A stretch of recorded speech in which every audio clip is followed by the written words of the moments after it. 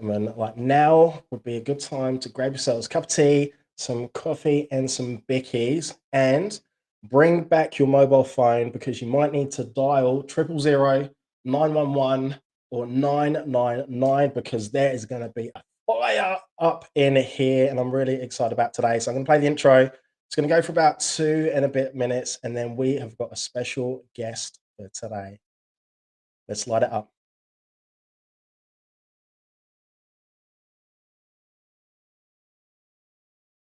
Finally got an interview for the dream job, and after working with him, I got it, and it was simple and it was easy. Yeah, I've really enjoyed the journey.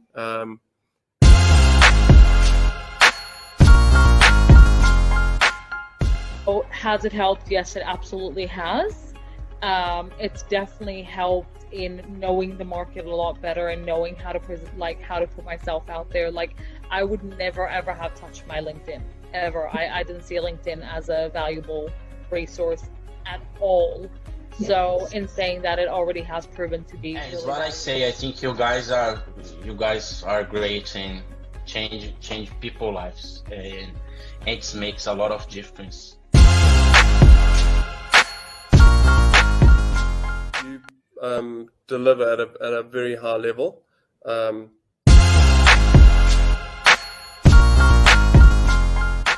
was really enjoyable. You learn a lot. It was really easy going step by step.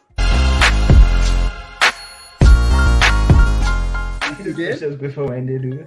So that was, I think session 5, the interview session, if you ask me, was my favorite out of all the 6 sessions. So it's not only helped me in my personal branding, but it's helped me now on the business side, where I feel very, very capable to go into,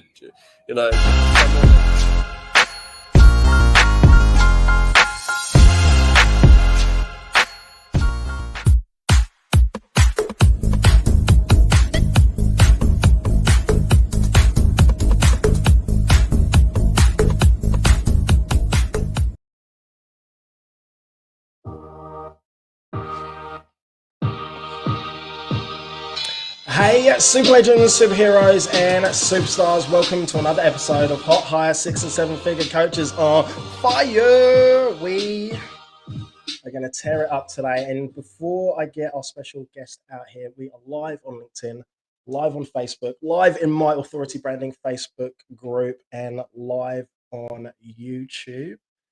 And if this is the first time that you are tuning in, so this show is all about 6 and 7 figure coaches and also coaches that are on their way to 6 figures as well. And if you like what you see, if you like my vibe, please join my tribe. And I would love it if you would like, share, subscribe, because that will really help me to grow my channel on all platforms. So today's guest, Antoinette 𝘿𝙧𝙚, we've known each other since July. So she was kind enough to give up her time and volunteer for the charity event that we put on, which was just awesome. And this woman, this incredible human, is just really special. Her story is phenomenal, and I'm glad that she's here today to be able to tell it. So without any further ado, I want to give a big, massive, ginormous welcome to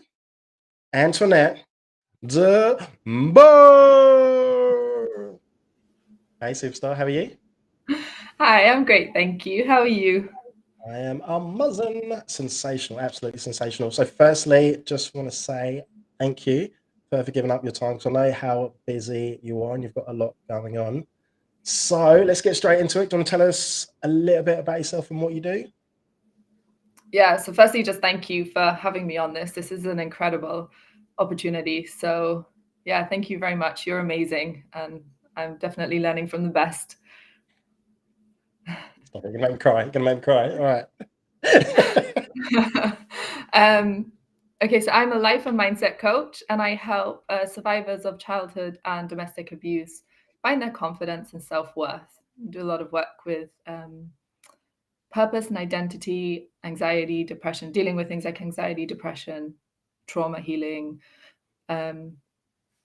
all that kind of encompasses. And yeah, do a lot of work on freedom and purpose and just helping people to live that abundant, transformed life that everyone can have access to. Just life sometimes stops us from accessing it. Yeah, right. Thank you for sharing. And do you want to tell us a little bit about your story? Because I know that you've been through quite a lot, and man, it's just, yeah, you've been through a lot. You've been through a lot, and I love that you've come out the other side and that you have got a passion and a purpose to help other people, especially young people as well. So do you want to tell us a little bit about that? Yeah, so I come from, a background with a lot of abuse, and like abuse wasn't intentional. It's that thing that I kind of tell people, hurt people hurt people. And, if we don't heal from our wounds and if we don't heal from the things that have hurt us, then we recycle. Like I heard this once and I kind of stole it. I don't know who it was from, but we recycle. We repeat what we don't repair. That was it. We repeat what we don't repair. And so if we don't heal our wounds, we pass them on to our children and to people in our lives. It's just a given fact. It's how it works. And so I was brought up in a very toxic and unhealthy environment. There was a lot of abuse going on there. And when I hit my teen years, I found that I was just trying to escape. My school years, really. I found that I was trying to escape the pain that I was feeling at home by going to school. And unfortunately, that was met with a lot of bullying. So for me, it was like I just couldn't escape that sort of feeling of pain. But I didn't know what was going on at the time. I just knew something wasn't right.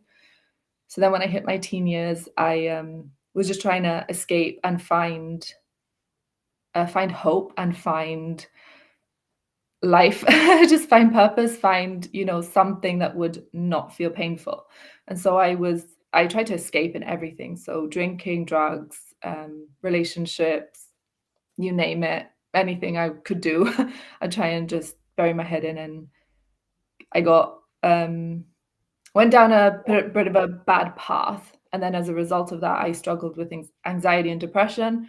I was put on medication at a very young age to try and deal with that. But all that did was really mask the symptoms. What I needed was someone to come alongside me and actually help me deal with the root of things, not just mask the symptoms. And I struggled with things like eating disorders and self-harm. I had in total 5 suicide attempts on my life because I was just trying to escape the pain. That's, for me, it was like life was just unbearably painful. So I just wanted out.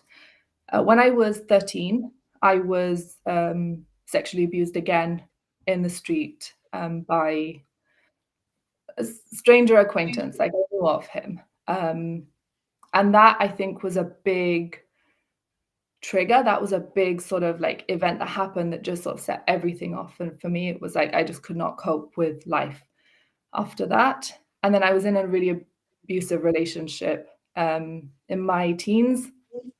And it's that whole thing of when we don't value ourselves and when we don't love ourselves because of the way we've been treated, because of the way people have spoken to us, we accept being treated how we feel that we're worth. So if we feel that we're worth very little, we're going to accept being treated like crap because, we don't believe that we're worth anymore.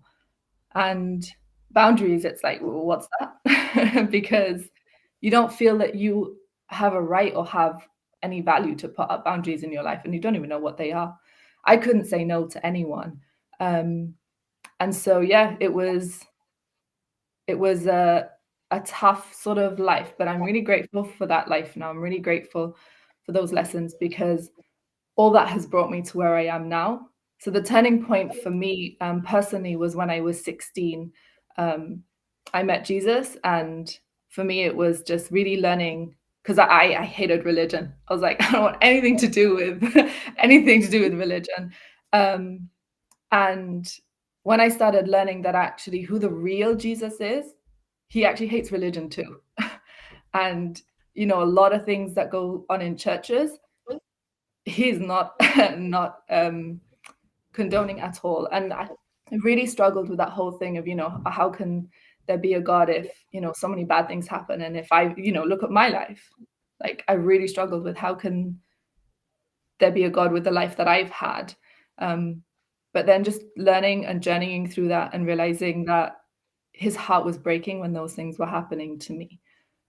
And he's not a puppet master up there controlling things. Like he's a loving father and he does life and relationship with us. So that changed everything for me. And that started a journey of really just being able to start healing and start healing all the trauma, start learning to love myself, realize that I was worth putting boundaries up and teaching people how to treat me. And that got rid of a lot of toxic friendships in my life. And then that sort of has brought me to about a few years ago, about 6-7 years ago, I started coaching people. I didn't know I was coaching at the time, but I just started helping people through what I'd been through. And then that sort of just grew from there. I was then asked, you know, could I meet with this person? Could I meet with this person? And that just grew from there. And then this year, I have officially launched the business to help people on a wide scale. I want to help the world. Boom, boom. Yeah, thank you for sharing. And yeah, I've told you that you are, yeah, a great coach, and just the way that you're always willing to help like anyone and everyone. So you are just, yeah, I think you know this like an amazing human and a beautiful soul. So tell me about your clients. So the clients that come to you, do they have the same sort of like problems or like patterns? Like what do you see? Yeah, there's a lot of people that that I end up working with that just really struggle with anxiety, depression, you know, not loving themselves, not really understanding their purpose and their identity, who they are. A lot of people don't think, you know, like, oh, you know, I've survived abuse, but abuse can be something really mild, like a teacher, you know, saying something really mean. It could be as simple as a teacher calling you stupid, but words have so much power. And when we carry people's words with us for the rest of our life, we can take that on and grow up into an adult believing that we're stupid. And it's done things that it's stopped people actually, you know, going on to doing education and careers that they had a real heart to do because they listened to that one word. So I work with survivors of abuse, domestic abuse and childhood abuse, but it's a bit more than that. It's things that people wouldn't even consider that are abuse, which is usually the root of what the anxiety, what the depression is.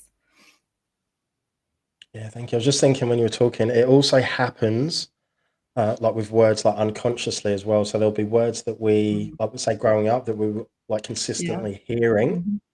and then that has an effect on us in later life. So I know growing up, I would have been called like silly, like quite a few times, silly, silly, silly. Mhm. Oh, are you stupid? You know, just things like that. But but I guess there's not much awareness back then than there is now. So you're doing an amazing thing.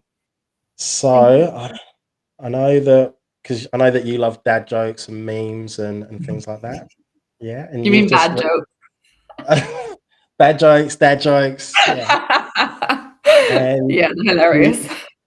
and you've just recently set up a Facebook group with like memes Yeah. and dad jokes. And do you want to tell us a little bit about that group and what the group's for? And apart from dad Yeah, jokes and memes. so that's still in like early days and, you know, teething issues, and I'm still sort of finding my feet with that. But I want the group to be a place where, you know, my clients or people that are interested in what I post can come and it'll be a really safe, fun environment.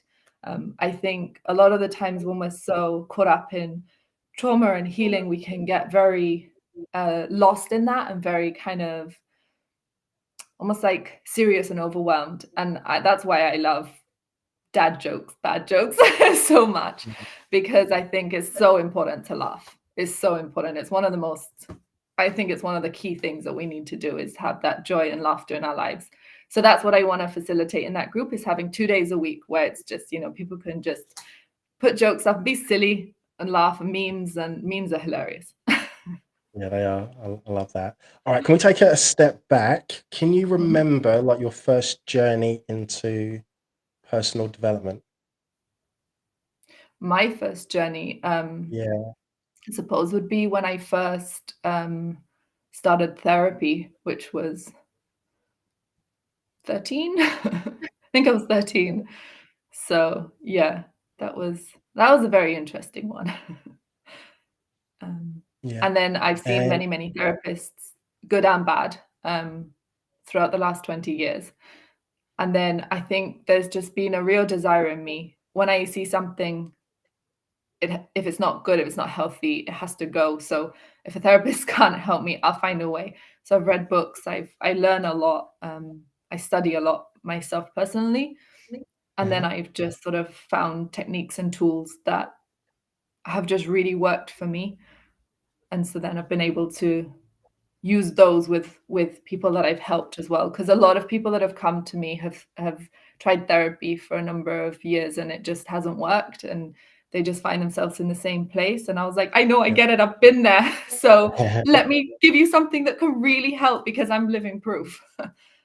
So I love that. All right, and for people wanting to get into coaching, so if they're listening to this on like Spotify, or maybe even watching it on Spotify, or listening on Apple Podcasts, I feel like I'm plugging. I feel like I'm plugging them. you need commission. Or yeah, or if they're watching right now live or hashtag replay, do you have any advice for people wanting to get into coaching? Wanting to get into coaching. Yeah.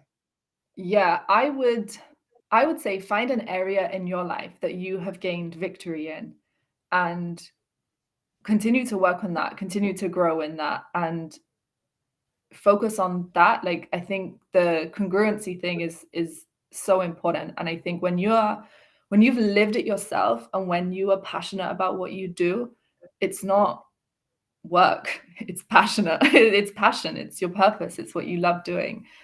So when you can find what it is that makes you special, when you can find what it is that makes you unique, and what you can help people with because of the area that you've gained victory in, I think that's quite an important one. I love that. Thank you. All right, and what's next for you? So what's happening over the next 3, 6, 12 months? Coming to Australia, maybe in January? What's Yeah, lots of exciting things. So I've got my current 12-week program that is running, which is called Abundant Transformation. And then I'm wanting to develop a 9 or 12-month program for after that. And then I've got some masterclasses which are going to be coming up. So watch this space. And I've got my ebook, which is almost finished. That's going to be coming out. And yeah, lots of different exciting things happening. awesome. And then Australia in January, or Yep, that's the plan. yeah, okay, awesome. I love that. And what was I going to say to you? What's the best way for people to get hold of you? Either Facebook, or on my Facebook profile, it's Antoinette 𝘿𝙧𝙚. It's the one without the Chantal in the middle. On my Facebook profile, there's links to all my social media. So I'm on Instagram, TikTok, LinkedIn, YouTube, Twitter. Oh, I don't really use Twitter.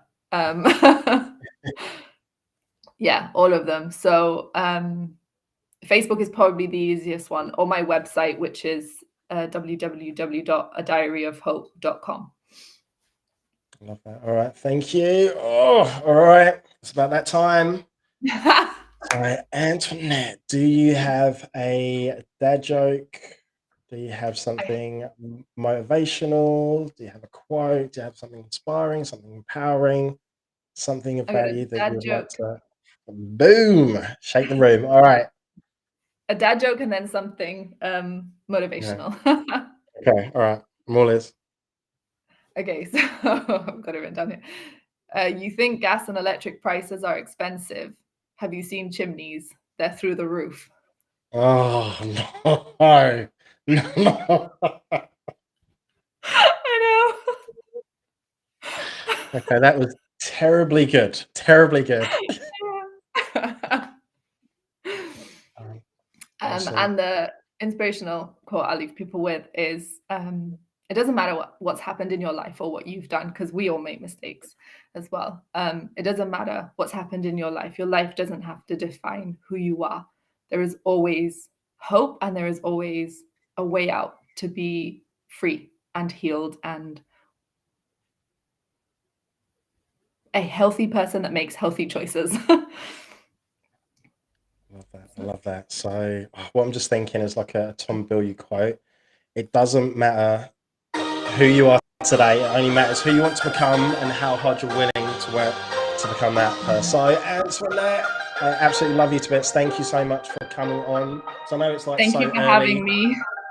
so early, and I've told you this, like you have a gift. You have a gift, and you need to share that with the world, but as many people as possible. And I love the work that you do because it's so needed and it's so important. So thank you from the bottom of my heart, and I will see you really soon.